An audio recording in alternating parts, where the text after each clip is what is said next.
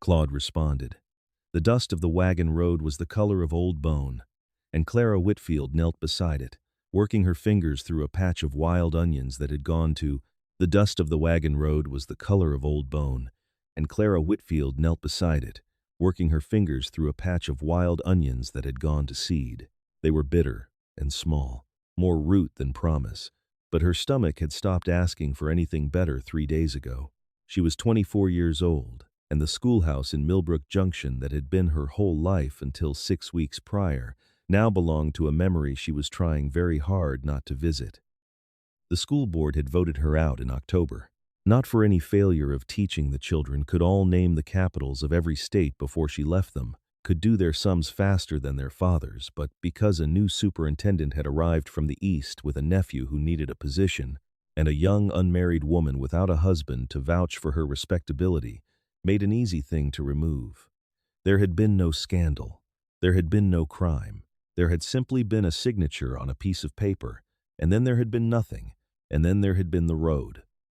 She had a satchel with 2 dresses, a tin of pencils she couldn't bear to leave behind, and $11 that had once been 40. The Wyoming Territory stretched around her in every direction, indifferent and enormous, the kind of land that did not care whether a person lived or starved upon it.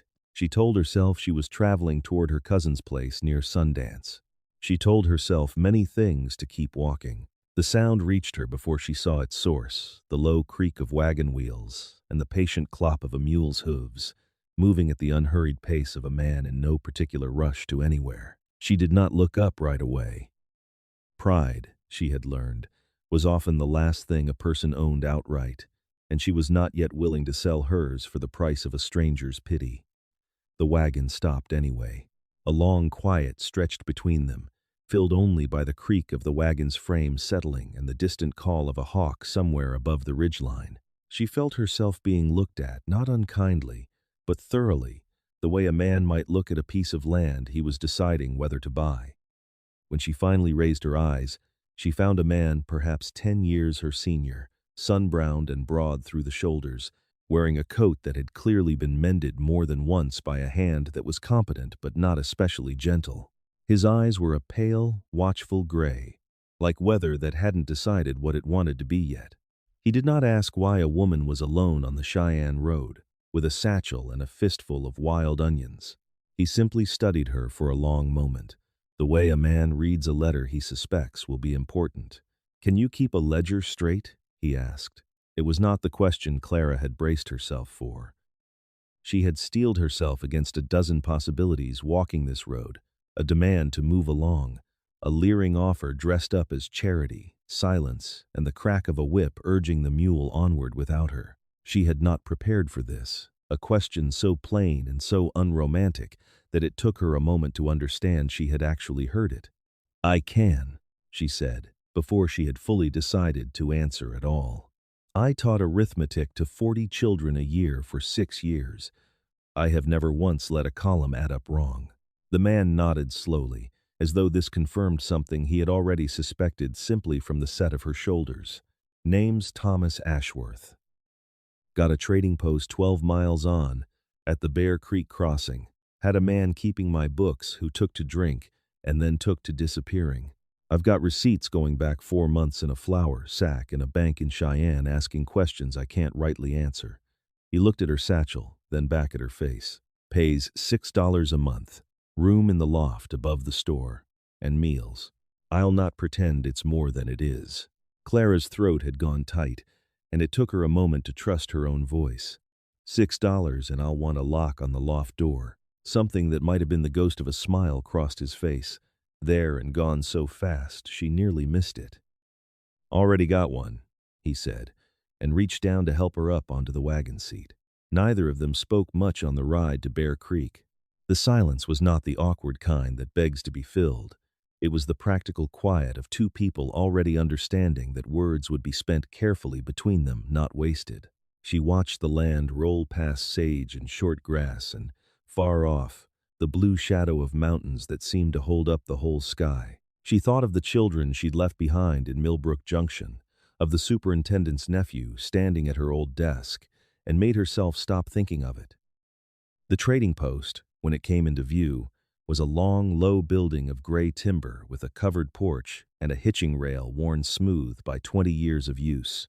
Beside it stood a smaller house, and behind both, a scatter of outbuildings and a corral holding a dozen mules and a milk cow.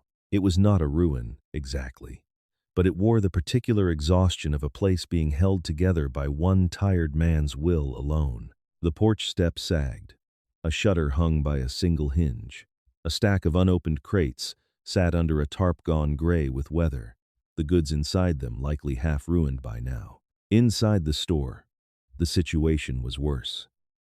Shelves stood half empty in some places and overcrowded in others, as if stock had been placed wherever a hand happened to be rather than where a customer might look for it. A counter held a ledger book so swollen with loose papers stuffed between its pages that it could no longer close. Behind the counter, a flour sack sat open, spilling receipts and scraps of paper covered in a drunken, illegible hand. Clara set down her satchel and looked at the wreckage of accounts with something that was not quite dismay. It was, instead, a kind of recognition, the same feeling she'd had years ago facing a room of unruly children on her first day of teaching. Here was chaos. Chaos could be organized. That, at least, she knew how to do. "I'll need a proper table for this," she said. "Good light. And nobody moving these papers until I've had a chance to sort them by date." Thomas Ashworth, who had been watching her with the same careful, assessing quiet he'd shown on the road, simply nodded. "Table's yours. Light comes good through that east window till about 3. Nobody touches your papers but you." He hesitated, then added, almost reluctantly, as if admitting a weakness cost him something, "I never had the head for numbers myself. Cattle, I understand.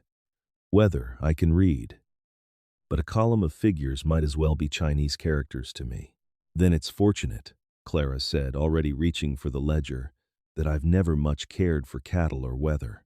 That first evening she did not touch the ledger at all. She spent it instead scrubbing the loft room above the store until her hands ached, and finding, in the small kitchen attached to the house, enough dried beans and a rind of salt pork to make a thin but honest supper for herself. She ate it alone at the store counter by lamplight, and though it was a humble meal, it tasted better to her than anything had in 3 weeks, because for the first time since October, she had earned it herself, clean and square. The work of untangling Thomas Ashworth's books took the better part of 2 weeks. Clara rose before dawn each morning and worked until the light failed, sorting 4 months of chaos into orderly columns, supplies bought on credit against furs and hides taken in trade, debts owed by ranchers scattered across 3 counties, a running account with a freight company in Cheyenne that had clearly been overcharging for the better part of a year without anyone noticing. She found errors. She found an entire crate of unpaid-for tools that had somehow never been logged as delivered at all. She found, buried in the confusion, the shape of a business that was not failing so much as it was simply blind, unable to see its own true condition. The trading post's regular customers, ranchers, homesteaders, a handful of trappers who came down out of the hills every few weeks, watched her at first with the same wary curiosity. The ranch hands in other stories might show a new cook. They were used to Thomas's gruff, distracted manner at the counter, his habit of guessing at prices rather than checking them. Clara's quiet precision unsettled them at first. Within a month, it had won them over entirely. She remembered which family was owed a discount for hides, brought in fair condition, and which had a habit of shaving weight off their furs. She caught, gently and without embarrassment to anyone, a shortage in a delivery of nails before the freight company could slip it past unnoticed a second time. Thomas watched all of this the way a man watches weather roll in from a long way off carefully, and with a growing understanding that something significant was approaching. He noticed the way she squared the ledger's edges just so before closing it each night. He noticed the small, private satisfaction on her face when a column balanced to the penny. He noticed, too, the quiet way she'd begun humming while she worked, something she likely didn't know she did. He began doing small things in return. He fixed the sagging porch step without being asked, the very one she crossed a dozen times a day carrying ledgers and lamp oil. He oiled the hinge on the loft door until it stopped its complaining creak. One evening, he came in from checking his traps and set a small paper twist of peppermint candy on the counter beside her inkwell, saying nothing at all, and was gone again before she could thank him. Clara noticed. She said nothing in return either, not in words. But the next morning, there was a second cup of coffee waiting at his usual place at the counter before he'd even asked for it, and he understood the answer well enough. Their conversations remained brief and practical talk of freight schedules, of which Rancher's account needed a gentle word, of an early frost that had come through the valley. But beneath those plain words, something else had begun to take root, unhurried and steady as the land itself. They were, each of them, coming to recognize in the other a kind of competence they had stopped expecting to find in this life. And the recognition itself had become its own quiet courtship. The trouble arrived in the second week of November, in the form of a buggy far too clean for the mud of Bear Creek's one rutted road. The man who climbed down from it wore a city-cut coat and a bowler hat, and he introduced himself before Thomas had even reached the porch. "Harlan Voss," he said, "of the Cheyenne Territorial Freight and Trust. I believe we have some business to discuss, Mr. Ashworth." They sat at the same counter where Clara did her figuring each evening, and Voss spread a set of documents across it with the smooth, unhurried confidence of a man who had done this many times before and expected to win every time. "Your note with the freight company," he said. "The one covering your last 2 seasons of stock deliveries, it's coming due at the close of the month. Given the irregularities we've observed in your accounts these past months, the trust feels it prudent to call the note early. Full payment, or we take a lien against the post itself." Clara, who had been sorting receipts at the far end of the counter, went very still. She knew men like Voss. She had watched a superintendent from the East use precisely this tone, reasonable, regretful, utterly immovable, to end her career with a signature and a smile. Thomas's jaw tightened, but his voice stayed level. "I've never missed a payment on that note." "No," Voss agreed, with the particular gentleness of a man delivering bad news he does not actually regret. "But the trust has grown concerned about your capacity to continue meeting obligations, given the state of your bookkeeping. We're prepared to offer a generous settlement. We purchase the note outright, at a modest discount to yourself, and take the post as security. It spares you the unpleasantness of a formal default." It was, Clara understood immediately, precisely the kind of legal theft that wore the mask of a favor. Thomas's hands had gone still on the counter, the stillness of a man holding back a great deal of anger through sheer force of will. She set down her pen. "Mr. Voss," she said, walking to where Thomas kept the 2 months of freshly reconciled ledgers, "before you and Mr. Ashworth discuss a settlement, I believe you ought to see the actual state of these accounts, since it appears the figures you've been given are considerably out of date." Voss's expression flickered between irritation and amusement. "Ma'am, this is a matter for the Post's proprietor." "The Post's proprietor," Clara said, opening the ledger to the most recent entries, "employs me to keep his books, and I can tell you precisely what they say." She turned the ledger to face him. "You'll find the freight company you represent has been overcharging Mr. Ashworth's account by an average of 11% for the past year, against rates published in their own Cheyenne office rates I wrote away for myself 3 weeks ago, once I noticed the discrepancy." She laid a second sheet beside the ledger, a careful hand-copied schedule of freight rates, with the Post's charges marked in a neat column beside them. "That overcharge alone, repaid, would cover more than half of the note you're so concerned about collecting." Voss's easy composure cracked for the first time. "That is an internal matter for the freight office." "It is a matter of arithmetic," Clara said, "and arithmetic doesn't much care whose office it happens in.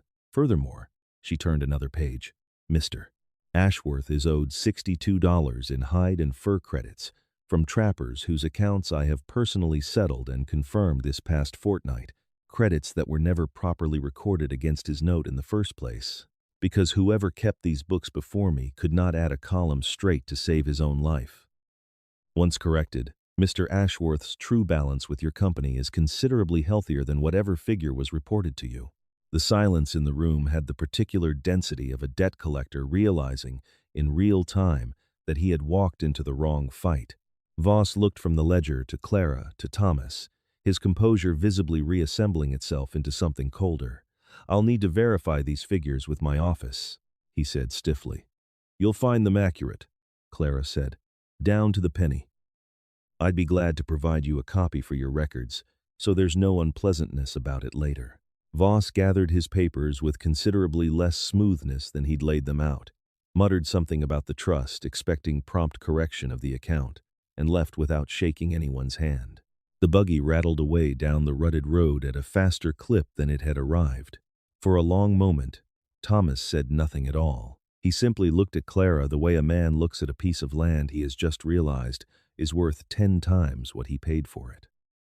"You knew about the freight overcharge 3 weeks ago," he said slowly. "And you didn't tell me. I wanted to be certain before I troubled you with it," Clara said. "And I confess, I rather wanted to see his face when I told him instead." Something in Thomas's chest that had been held tight for months finally seemed to loosen. He didn't say much more that evening. But later, when she found him on the porch step he'd mended for her, staring out at the last light going gold over the ridgeline, he said quietly, "I hired a bookkeeper. I don't rightly know what to call what I've got now." "You might try my name," Clara said, sitting down beside him. "It's Clara. I know your name," he said, and there was something almost boyish in the admission. "I've known it a month. I've just been slow to say it the way I've been meaning to." The first snow came 3 days later, soft and sudden, turning the whole valley the color of a clean page. Thomas found her on the porch that morning, wrapped in a shawl against the cold, watching the flakes settle on the corral fence. He stood beside her a long moment before he spoke, the way a man gathers himself before saying something that matters. "I'm not a man given to fine words," he said. "I read weather better than I read people, and I read cattle better than either. But I've watched you take a business I was about to lose and turn it into something worth having, and I've watched you do it without once asking me for more credit than you were due. I built this post alone after my first wife passed, and I told myself alone was simply how it would be from then on. I find I was wrong about that." Clara turned to look at him, her breath a small, pale cloud in the cold air. "The trading post doesn't need a bookkeeper come spring," Thomas went on. "It needs a partner, and I find, Clara, that I need one too. I'd like you to stay on past the thaw. Not in the loft, in the house. As my wife, if you'll have a slow man who's only now learning to say what's true." Clara considered him for a moment with the same careful deliberation she gave any column of figures, and then allowed herself, at last, the smile she'd been keeping in reserve. "I was rather wondering when you'd get around to asking," she said. "You're an honest man, Thomas Ashworth, but you are certainly not a quick one." "No," he admitted, and the grin that broke across his weathered face was the first wholly unguarded thing she had seen from him. "I don't suppose I am." They were married in December, in front of the trading post's own counter, with half of Bear Creek's ranchers and trappers standing as witnesses in their good coats, hats in hand. Clara wore a dress she'd sewn herself from good blue wool bought, at last, at a fair and honest price. There were no grand speeches. Their vows, like their courtship, were plain and steady things, spoken the way two people speak who have already proven their worth to one another, in ledgers and mended porch steps rather than flowers. 5 years on, the trading post at Bear Creek had become the best-run post between Cheyenne and the Montana line, its books kept so precisely that freight companies no longer dared pad an invoice against it. Thomas sat on the porch in the long gold light of a September evening, the same step he'd fixed with his own hands still holding steady beneath him. Clara came out and sat beside him, handing him a cup of coffee, her face free now of the tightness it had carried on the day he'd found her picking wild onions by the road.